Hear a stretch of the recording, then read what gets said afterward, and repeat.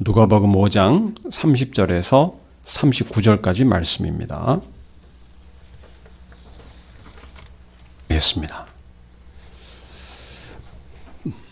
바리새인과 저희 서기관들이 그 제자들을 비방하여 가로되 너희가 어찌하여 세리와 죄인과 함께 먹고 마시느냐. 예수께서 대답하여 가라사대 건강한 자에게는 의원이 쓸데없고 병든 자에게라야 쓸데있나니 내가 의인을 부르러 온 것이 아니요 죄인을 불러 회개시키러 왔노라. 저희가 예수께 말하되 요한의 제자는 자주 금식하며 기도하고 바리새인의 제자들도 또한 그리하되 당신의 제자들은 먹고 마시나이다. 예수께서 저희에게 이르시되 혼인집 손님들이 신랑과 함께 있을 때에 너희가 그 손님으로 금식하게 할 수 있느냐? 그러나 그 날에 이르러 저희가 신랑을 빼앗기리니 그 날에는 금식할 것이니라. 또 비유하여 이르시되 새 옷에서 한 조각을 찢어 낡은 옷에 붙이는 자가 없나니 만일 그렇게 하면 새 옷을 찢을 뿐이요 또 새 옷에서 찢은 조각이 낡은 것에 합하지 아니하리라. 새 포도주를 낡은 가죽 부대에 넣는 자가 없나니 만일 그렇게 하면 새 포도주가 부대를 터뜨려 포도주가 쏟아지고 부대도 버리게 되리라. 새 포도주는 새 부대에 넣어야 할 것이니라. 묵은 포도주를 마시고 새 것을 원하는 자가 없나니 이는 묵은 것이 좋다 함이니라. 아멘. 기도하겠습니다. 살아계신 하나님 아버지, 은혜를 감사합니다. 오늘도 하나님께서 이 자리에 온전히 임하여 주셔서 말씀하여 주시기를 원합니다. 하나님의 말씀 듣겠사오니 하나님께서 이 시간 저희의 심령 가운데 말씀하여 주시옵소서.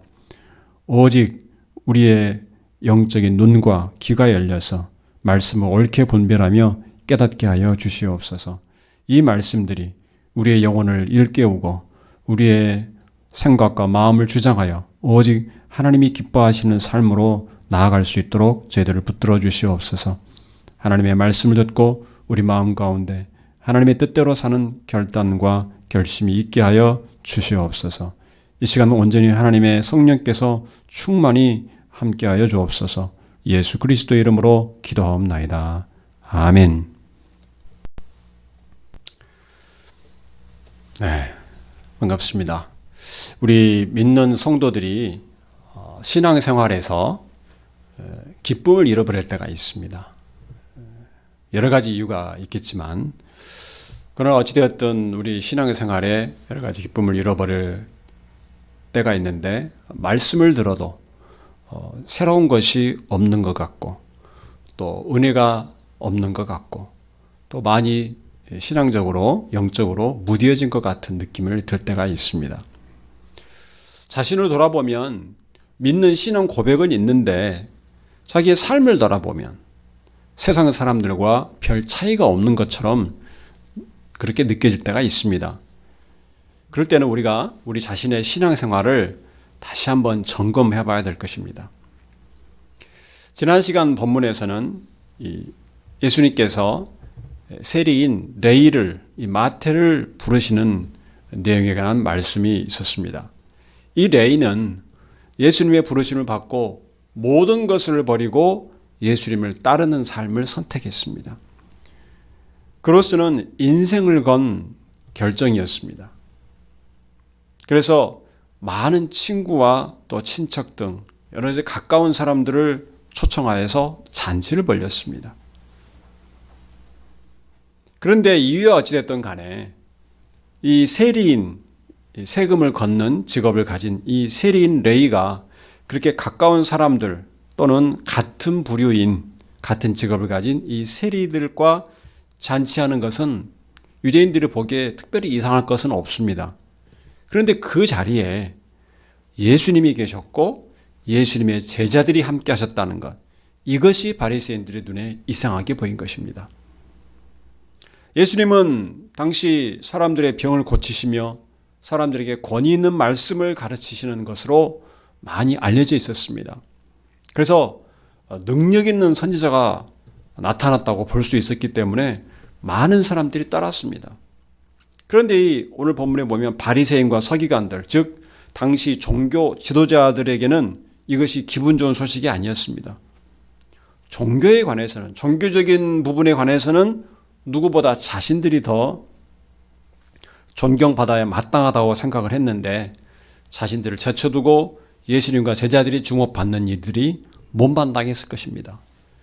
그런데 마침 예수님과 제자들이 이 세리인, 당시 유대인들이 경멸했던, 무시했던 이 세리인 마태의 집에서 잔치를 하는 것을 보고 비방을 하였습니다. 오늘 본문 말씀 보면 그들은 비방할 때 가로되 너희가 어찌하여 세리와 죄인과 함께 먹고 마시느냐. 이 바리새인들과 서기관들은 율법을 잘 안다고, 율법을 잘 지킨다고 자부하는 사람들입니다. 물론 이 세금을 거두는 직업의 특성상 이 사람들로부터 세금을 거두기 위해서는 악착같이 거두어야 됩니다. 그래서 로마에 바쳐야 되는데 그러다 보니까 이 세리들은 로마의 앞잡이 이렇게 역임을 받았고 좋지 않은 시선들을 많이 받았습니다. 그러다 보니까 또 세리들은 자연히 이방 사람들, 로마인과 같이 이방 사람들과 자주 교류를 했을 것입니다. 그런데 당시 유대인들은 율법을 준수하지 않는 이 이방인들을 죄인으로 보았습니다. 그래서 함께 식사하는 것을 하지 않았습니다. 상종하지를 않았습니다.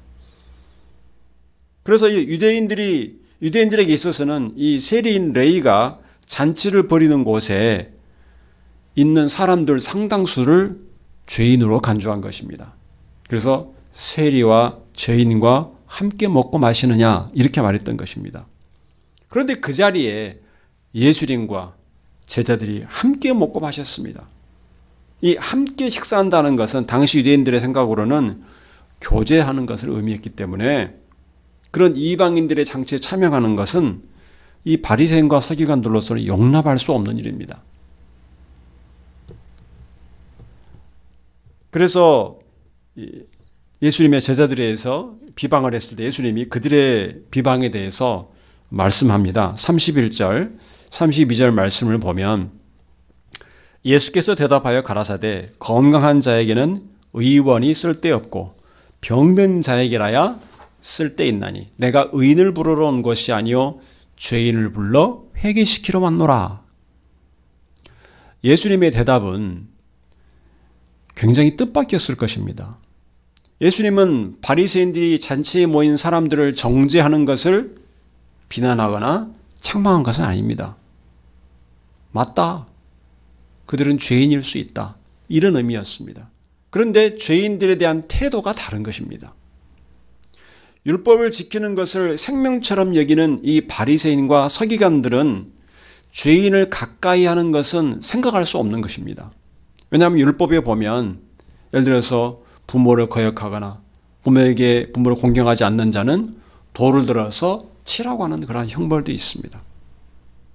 무거운 죄를 지은 사람을 돌을 들어 치는, 그래서 결국 죽음에 이르게 하는 그러한 형벌들이 기록되어 있습니다. 그만큼 죄에 대해서 엄격합니다. 그리고 또 몸에 여러 가지 질병이나 부정이 있는 자는 며칠간 격리시키는 그런 규칙도 있습니다. 그러니까 다시 말하면 이 율법을 지키는 것을 굉장히 중요하게 여기는 입장에서는 죄인들 그리고 부정한 것들을 멀리하고 자신의 깨끗함을 유지해야 됩니다. 자기가 얼마나 율법적으로 잘 지켜서 얼마나 깨끗하고 의로운가를 나타내고 증명하는 것을 중요하게 여기는 것입니다. 그런데 예수님께서는 오히려 죄인들을 멀리하는 것이 아니라 죄인들을 부르러 왔다. 이렇게 말했습니다. 이것을 어떻게 비유했냐면 병든 자를 고치는 의원처럼 죄인을 불러 회개시키러 왔다. 이렇게 말씀하신 것입니다. 이 예수님의 말씀은 이 땅에 오신 목적을 정확하게 나타내 줍니다. 죄인을 찾아오셨습니다. 우리 같은 죄인들을 예수님께서 찾아오셨습니다. 그런데 이 종교 지도자들 바리새인과 서기관들 입장에서는 이것은 율법을 지키는 삶의 중요한 원칙을 뒤집는 말입니다. 그리고 바리새인과 서기관들은 자신들이야말로 죄인들이라는 것을 꿈에도 생각하지 못했을 것입니다. 예수님의 말씀하신 그 죄인에는 그 바리새인과 서기관들까지도 사실은 포함되어 있는 것입니다.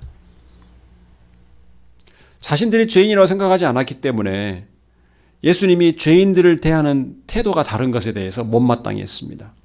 그래서 계속해서 트집을 잡고 싶어 합니다. 그들이 예수님의 말씀을 제대로 이해하지 못하고 있다는 것을 33절 말씀에서 알 수 있습니다. 33절 말씀을 보면 저희가 예수께 말하되 요한의 제자는 자주 금식하며 기도하고 바리새인의 제자들도 또한 그리하되 당신의 제자들은 먹고 마시나이다. 이제 먹고 마시는 거 가지고 문제를 삼습니다. 예수님의 제자들을 비방하면서 슬쩍 거기에다가 세례 요한의 제자들과 비교 대상으로 끼워 넣습니다. 금식하고 기도하는 자신들을 의롭다고 드러내고 싶어 합니다. 그들은 금식할 때 자신이 금식하고 있다는 것을 사람들에게 보이기를 좋아했습니다. 마태복음 6장 16절 말씀 화면에 있죠? 16절 말씀 보면 금식할 때에 너희는 외식하는 자들과 같이 슬픈 기색을 보이지 말라. 그들은 금식하는 것을 사람에게 보이려고 얼굴을 흉하게 하느니라. 내가 진실로 너희에게 이르노니 그들은 자기 상을 이미 받았느니라. 그들은 금식하며 기도하는 것을 자랑으로 삼았습니다.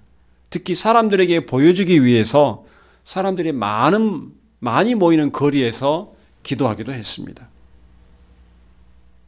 자기의 금식하는 걸 보이기 위해서 자기의 모든 겉으로 드러나는 얼굴 표정이나 이런 모든 것들을 다 금식하는 것에 맞게 갖추려고 했습니다. 이 바리새인과 서기관들은 자기의 의로움을 증명하는 것을 곧 신앙생활이라고 생각한 것입니다. 종교생활이라고 생각한 것입니다. 하나님이 기뻐하시는 삶이라고 생각을 했습니다. 자기가 얼마나 의로운가를 드러내는 것. 그런데 여러분, 자기가 의롭다는 것을 드러내기 위해서는, 자기가 의롭다고 여기는 사람들은 다른 사람을 상대적으로 정죄해서 자기를 돋보이게 합니다. 그 방법밖에는 없습니다. 자기의 의로움을 더 부각시키기 위해서 그렇게 합니다. 그런데 성경적인 신앙생활은 자기의 의로움을 증명하는 것이 아닙니다. 오히려 자기의 죄와 자기의 허물과 자기의 부족함을 발견해가는 것, 그것이 신앙생활입니다. 그래서 우리가 신앙생활하는 중에 흔히 이 정도 했으면 할 만큼 했다, 이런 생각이 들 때가 있는데 이것은 성경적으로 바른 신앙에서 멀어지게 하는 하나의 계기가 됩니다. 나 이 정도 했으면 할 만큼 했다. 자기가 얼마나 최선을 다했는가 인정받고 싶어하는 말입니다. 그런 생각입니다. 그런데 여기에 대해서 사도 바울은 이렇게 고백을 합니다. 빌립보서 3장 12절에 내가 이미 얻었다 함도 아니요 온전히 이루었다 함도 아니라 오직 내가 그리스도 예수께 잡힌 바 된 그것을 잡으려고 달려가노라. 사도 바울이 얼마나 성경에서 위대한 사도입니까? 복음을 전파하기 위해서 온갖 수고를 다하고 온갖 수모와 고난을 다 당했던 바울입니다. 그런데 바울이 고백합니다. 감옥에 있으면서 자신이 온전히 이루었다고 생각하지 않는다는 것입니다. 그는 계속해서 주님을 바라보고 믿음의 경주를 한다고 말합니다. 계속 푯대를 향하여서 날마다 쫓아가노라 말하고 있습니다. 주님 앞에 설 그때까지 이 믿음의 길을 가야 하는 것이 성도의 삶입니다. 나 이제 어느 정도 할 만큼 했다, 이런 생각이 우리를 넘어지게 만드는 것입니다. 이 내가 할 만큼 했다고 생각하면 주님에 대해서, 교회 생활에 대해서, 봉사에 대해서, 헌금에 대해서 내가 할 만큼 했다고 생각하면 그러면 그 나머지 결과에 대한 잘못과 이런 불만은 다른 사람을 향하게 돼 있습니다. 나는 다 잘했으니까. 그래서 우리 삶에서 다른 사람을 향하거나 하나님을 탓하게 됩니다. 생각지 않은 어려운 사고나 고난을 당하면 하나님, 제게 이르실 수 있습니까? 이런 말을 합니다. 이런 원망이 섞인 기도를 합니다. 왜냐하면 자기는 할 만큼 했다고 생각하기 때문에 그렇습니다. 나는 이만큼 했는데 하나님은 왜 그에 맞게 안 해주십니까? 이렇게 말하는 것입니다. 신앙을 주고받는 것으로 생각을 합니다. 내가 이만큼 했으니까 하나님 이만큼은 도와주시지 않습니까? 이렇게 생각을 합니다. 그러나 신앙생활은 내가 할 만큼 하고 하나님이 거기에 응답하시는 것이 아니고 하나님의 은혜를 누리며 사는 것이 신앙생활입니다. 나의 부족함을 느끼고 그 부분을 발견해 가면서 하나님께서 그 부분을 얼마나 채워주시고 은혜를 베푸셨는가 그것을 확인하고 경험해 가는 것이 바른 신앙생활입니다. 이 신앙생활을 열심히 한 사람들, 이런 사람들이 특히 시험에 빠지기 쉽습니다. 나는 할 만큼 했다고 생각하기 때문에 시험에 빠집니다. 자기가 열심히 한 것에 대해서 이 세상에서, 현실에서 보상받고 싶어 합니다. 인정받고 싶어 합니다. 그렇게 되면 사람들로부터 인정 못 받을 때 마음에 서운함이 생기고 불만이 생깁니다. 다른 사람을 탓하게 되고 하나님을 원망하게 됩니다. 하나님이 베푸신 은혜와 긍휼을 잊기 쉽습니다. 그리고 감사가 줄어듭니다. 작은 것에 대해서 감사할 줄 모르게 됩니다. 하나님이 이미 우리에게 주신 것을 감사하지 못하게 됩니다. 여러분, 그러면 우리가 신앙생활을 어떻게 해야 되겠습니까? 무엇이 바른 신앙생활이겠습니까? 여기에 대해서 예수님께서 답을 주십니다. 예수님이 새로운 기준을 제시해 주십니다. 먹고 마시는 것, 금식과 기도로서 신앙생활의 판단 기준으로 삼는 바리새인들에게 말씀하셨습니다. 34절 말씀을 보겠습니다. 34절 말씀 보면 예수께서 저희에게 이르시되 혼인집 손님들이 신랑과 함께 있을 때에 너희가 그 손님으로 금식하게 할 수 있느냐? 금식보다 중요한 것은 혼인집에 왔을 때는 그 잔치에 신랑과 함께 참여하는 것입니다. 이것이 예수님께서 제시하신 새로운 기준입니다. 바리새인들이 알아야 될 것은 지금 그들 앞에 예수님이 메시아로서 와 있다는 것입니다. 그것을 알아야 됩니다. 얼마나 헌금을 많이 하고 얼마나 봉사를 많이 하고 얼마나 예배에 열심히 참석하고 금식기도 하고 작정기도 많이 하고 이렇게 해서 정성을 다해서 자기의 공덕을 마치 쌓아가는 것, 이것은 그리스도인의 신앙생활이 아닙니다. 우리는 그런 것에 젖어 있을 때가 많습니다. 우리 미신들 물 떠놓고 비나이다 절했던 그 미신들이 남아 있습니다. 내가 얼마나 지성을 다하면 하늘도 감동하실 것이다. 이렇게 자기의 노력과 최선과 정성의 포인트가 들어가 있는 그런 경향이 교회 다니면서도 신앙생활 가운데 녹아있는 경우가 있습니다. 그걸 자연스럽게 여길 때가 있습니다. 내가 열심히 헌금 많이 하면 하나님이 더 많이 갚아주실 것이다. 물론 하나님이 갚아주시죠. 그러나 그것을 내가 많이 했기 때문에 하나님이 주신다고 생각하면 하나님과 거래하는 것이 됩니다. 하나님 내가 이만큼 주었으니 하나님 주셔야죠. 감사가 없습니다. 내가 당연히 받을 거 받는 것입니다. 이것은 그리스도인의 신앙생활이 아닙니다.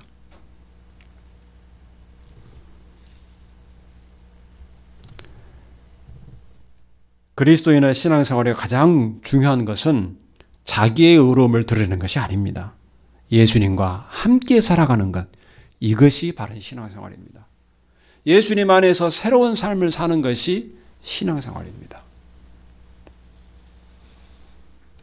암흑의 김집사, 또 이장로, 기도를 많이 하고 헌금을 많이 하더니 하나님께 복을 받고 자식이 잘 되고 사업이 잘 되더라. 이렇게 교회에서 칭찬하고 축켜 세우는 것은 결코 바람직하지 않습니다.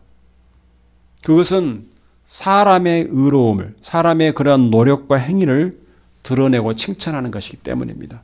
그건 교회에서 바람직하지 않습니다. 참다운 신앙생활은 무엇인가? 예수님과 함께 동행하는 것입니다. 암흑의 김집사가 참 사업에서 고난이 많지만 늘 기도하더니 하나님께서 그에게 어려운 중에도 평안을 주시는구나. 이것이 우리 가운데 서로 나눔이 돼야 됩니다. 사업은 어렵지만 그 마음의 얼굴에 기쁨과 평안이 있더라. 이것이 서로에게 위로가 돼야 됩니다.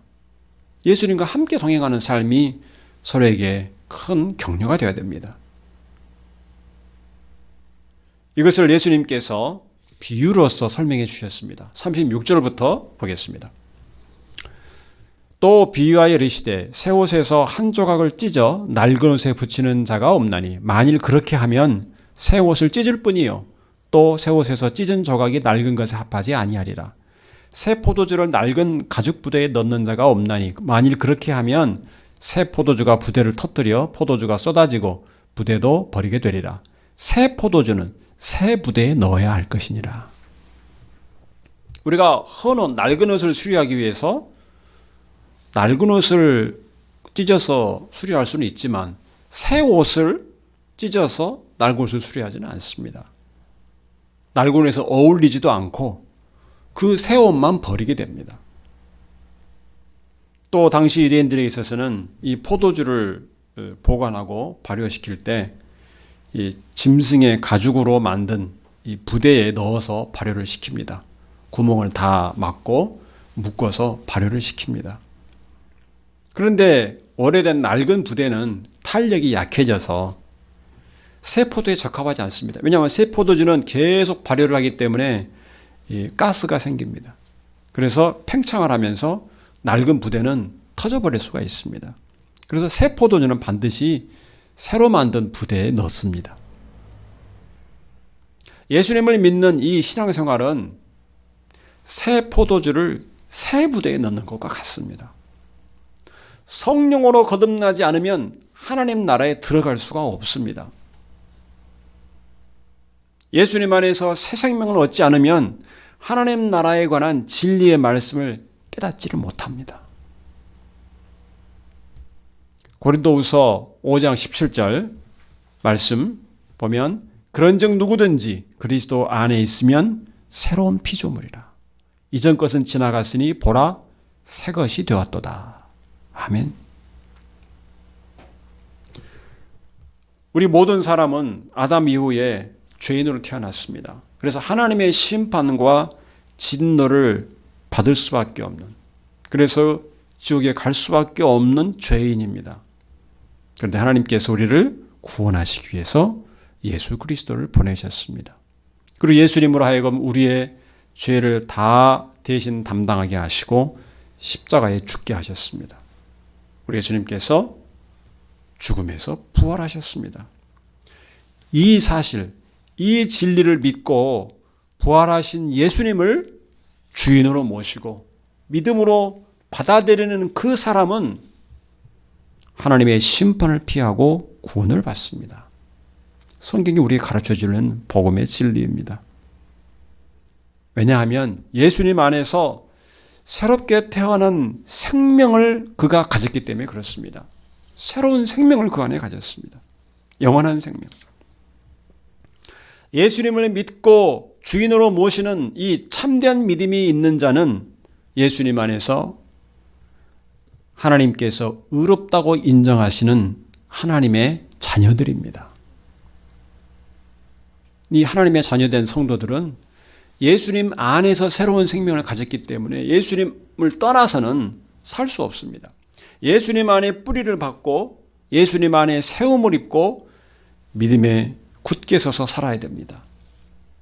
그렇지 않으면 하나님의 영원한 심판 아래에 있게 됩니다. 예수님을 인정하지 않고 믿지 않는 바리새인들은 묵은 포도주를 마시는 자들과 같습니다. 39절 말씀 보면 묵은 포도주를 마시고 새 것을 원하는 자가 없나니 이는 묵은 것이 좋다 함이니라. 물론 우리가 이 세상을 살면서 오래된 묵은 포도주 좋다 하는 말들이 있긴 있죠. 그러나 예수님은 그 맛을 가지고 말씀하신 것이 아니고 묵은 것을 좋아하는 자가 새 것을 찾지 않는다는 것입니다. 바리새인과 서기관들이 자신들이 율법을 지키고 스스로 의롭다고 여기기 때문에 예수님의 가르침, 예수님의 새로운 가르침과 행동을 이해하지 못합니다. 낡은 것, 묵은 것을 버리고 새 것, 예수 그리스도를 받아들여야 새로운 삶을 살 수가 있습니다. 새 부대가 되어야 새 포도주이신 예수님이 주시는 새 생명을 누리게 됩니다. 예수님께서 우리를 구원하려고 이 세상에 오신 일은 기쁜 일입니다. 놀라운 복된 소식입니다. 우리 같은 죄인을 구하려고 이 세상에 오셨습니다. 유대인들이 오랫동안 기다리고 기다리던 메시아가 드디어 그들 앞에 왔습니다. 그것을 깨달았다면 기뻐하는 것이 맞습니다. 기뻐하는 것이 맞습니다. 세례요한은 예수님께서 이 땅에 오심을 미리 선포하고 그 앞길을 예비하였습니다. 그리고 예수님은 메시아로서 예언된 그 표적을 능력을 행하셨습니다. 메시아임을 드러내 보이셨습니다. 병든 자를 고치고 귀신을 쫓아내고 또 눈먼 자를 보게 하셨습니다. 예수님께서 메시아로 오셨음을 깨닫는다면 기뻐해야 됩니다. 그 예수님을 모시고 잔치를 하고 있다는 그 사람들, 세리와 또 여러 사람들, 예수님과 함께했던 그 제자들, 이들이 오히려 정상적이고 옳은 것입니다. 예수님을 믿음으로 받아들이지 못하는 것이 오히려 문제입니다. 예수님의 제자들도 유대인들이었습니다. 그들이 왜 세리와 같은 경멸하는 사람들, 또 죄인이라고 취급받는 사람들과 함께 먹고 마시는 것을 꺼려하는 마음이 없었겠습니까? 그러나 예수님께서 그 자리에 함께 하시니까 함께 한 것입니다. 예수님과 함께 하는 삶을 산 것입니다.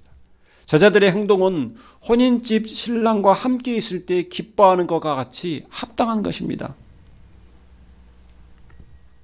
보통 일반 세상에서도 새 것을 소개하고 그것을 좋다고 강조할 때 이 오늘 본문에 있는 말씀처럼 이 새 포도주는 새 부대에 넣어야 된다 이는 비유를 종종 사용해서 말할 때가 있습니다. 일반 세상에서도. 그런데 그때 사용하는 의미는 오늘 성경에서 가르치는 의미하고 다릅니다. 오늘 말씀의 비유는 단순히 기존의 낡은 편견을 깨고 새로운 것이면 받아들여야 된다. 좋다.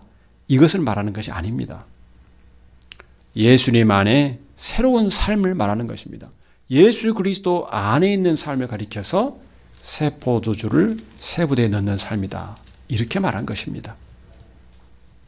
가끔 성경에 있는 내용을 세상 사람들이 인용할 때 성경의 원래 의미에 맞게 이용하는 것이 아니라 자기들의 편의대로 해석하는 경우가 있는데 그것을 우리가 아주 주의해서 살펴봐야 됩니다. 해 아래, 전도서에 보면 해 아래 새 것이 없다고 했습니다. 그 말뜻은 무엇인가 하면 한번 창조된 이 세계에 새로운 것이 없다는 것입니다. 다 그 안에 있는 창조 질서 안에 있는 것들입니다. 사람은 없는 데서 있게 할 수 없습니다. 있는 거 가지고 변형시키고 모양을 만들고 바꾸는 것뿐입니다. 사람들은 새 것이라고 하지만 사실은 옛 것을 모양을 바꿔서 반복할 때가 많습니다.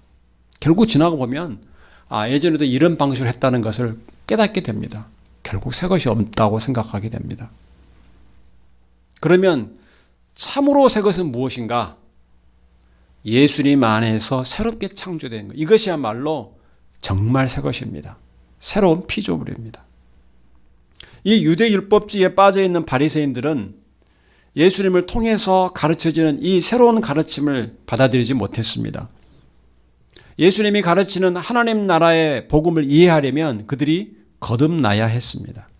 새 생명을 가진 새로운 피조물이 되지 않고서는 알 수 없는 것이었습니다. 우리 그리스도인들의 삶은 새 생명을 누리며 사는 것입니다. 그런데 여전히 새로운 삶을 느끼지 못할 수도 있습니다.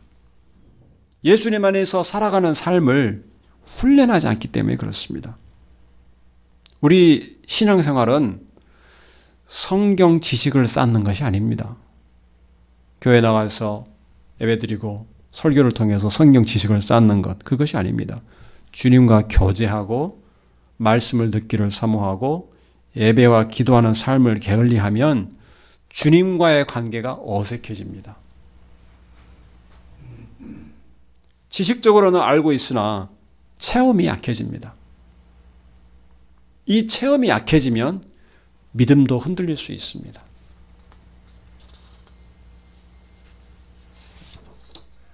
예수님 안에 이 새로운 삶을 살기 위해서는 예수님과 함께하는 시간들을 많이 내야 됩니다. 저절로 되지 않습니다.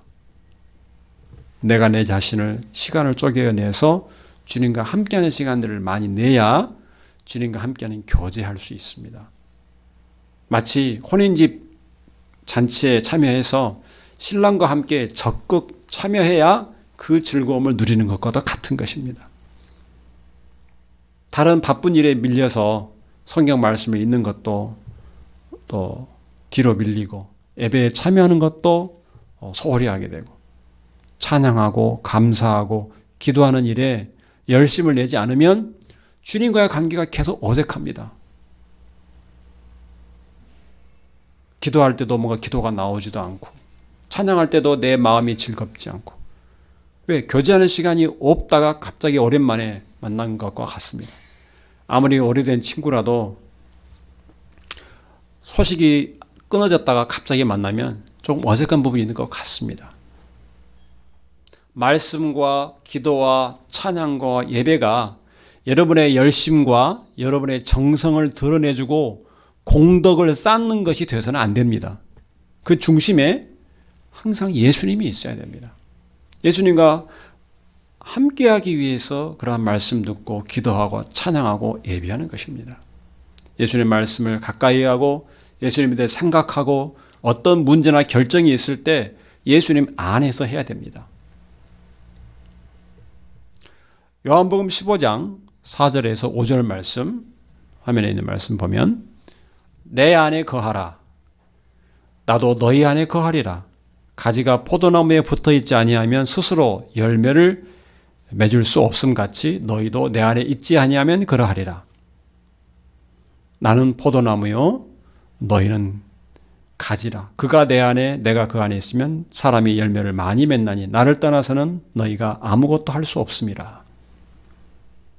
예수님 안에 거하지 않으면 함께하는 기쁨을 누리지 못합니다. 그러면 어떻게 하는 것이 예수님 안에 거하는 것인가? 예수님에 거하기 위해서는 어떻게 해야 되는가? 예수님 안에 거한다는 것은 성경 말씀에 따라 순종하는 삶을 의미합니다. 요한복음 15장 9절에서 10절 말씀 계속해서 보면 아버지께서 나를 사랑하신 것 같이 나도 너희를 사랑하였으니 나의 사랑 안에 거하라. 내가 아버지의 계명을 지켜 그의 사랑 안에 거하는 것 같이 너희도 내 계명을 지키면 내 사랑 안에 거하리라.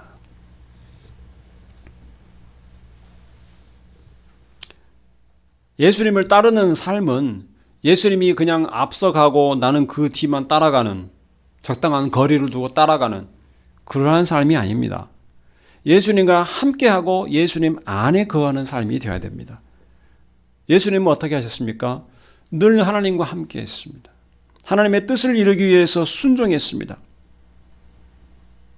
10절에서 내가 아버지의 계명을 지켜 그의 사랑 안에 거하는 것 같이 하나님의 말씀에 순종했습니다. 그게 예수님의 삶이에요. 예수님이 하나님 안에 거하는 방법입니다. 우리도 그와 같은 것입니다. 예수님께서 하나님의 뜻을 위해서 순종한 것처럼 저와 여러분도 순종해야 됩니다. 말씀에 순종하는 삶이 없다면 예수님과 함께하는 기쁨을 누리지 못합니다.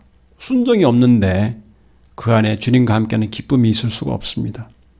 새 포도주를 새 부대에 넣은 삶을 우리가 누리지 못하는 것입니다. 성도 여러분, 예수님 안에 사는 이 새로운 삶을 사는 기쁨을 누리시기를 바랍니다. 예수님을 주님으로 고백하는 참된 믿음이 여러분 안에 있기를 바랍니다. 자기의 의로움을 드러내려고, 자기가 얼마나 열심히 했는가 드러내려고 하는 그런 자기의 정성을 드러내려는 신앙생활을 버리고 예수님과 함께하는 것을 기뻐하는 참다운 신앙생활을 하시기 바랍니다. 말씀에 순종해서 늘 예수님 안에 이 새로운 삶을 충만히 누리시기를 주님의 이름으로 축원합니다. 기도하겠습니다. 은혜가 풍성하신 아버지 하나님 감사합니다. 우리를 죄에서 구원하시되 예수님 안에서 구원하시고 또한 예수님 안에서 새로운 삶을 살게 하신 것을 감사합니다. 하나님의 말씀을 깨닫는 이 새로운 생명을 주신 것을 감사합니다. 아버지 하나님, 우리가 오늘 주신 말씀처럼 새 포도주를 새 부대에 넣는 이 새로운 삶 살게 하여 주옵소서. 예수님 안에서 새롭게 지으심을 받은 새로운 피조물로서 이 얻은 새 생명을 가지고 누리며 기뻐하는 삶을 살게 해 주시고 나를 드러내고 내 열심과 정성과 노력과 의로움을 드러내는 삶이 아니라 오직 예수 그리스도와 함께하는 삶 살게 하여 주시옵소서. 내 안의 부족함과 잘못과 죄악을 발견하고 오히려 하나님 앞에서 회개하며 오히려 주님의 은혜를 사모하며 하나님의 베푸신 긍휼과 사랑과 은혜를 깨달아가는 참다운 신앙생활을 하게 하여 주시옵소서. 우리가 예수님의 안에 거하는 삶, 그 말씀에 순종하는 삶을 온전히 살게 하여 주시옵소서. 우리 안에 주님과 함께하는 기쁨이 충만케 하여 주옵소서. 예수 그리스도 이름으로 기도하옵나이다. 아멘.